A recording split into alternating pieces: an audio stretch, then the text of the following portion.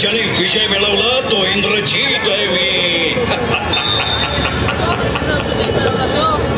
हे रामा, आता ह्या दिव्य शक्तीच्या प्रहारातून लक्ष्मणाला साक्षात ब्रह्मा, विष्णू आणि महेशही वाचवू शकणार नाहीत.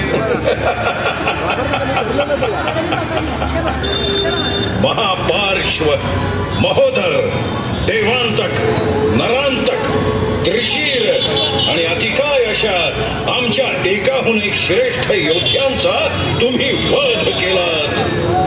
अतिकाय तर माझा पराक्रमी भाऊ होता. भाऊ मृत्यूशय्येवर असतो तेव्हा काय दुःख होतं याची जाणीव आत्ता तुला होईल.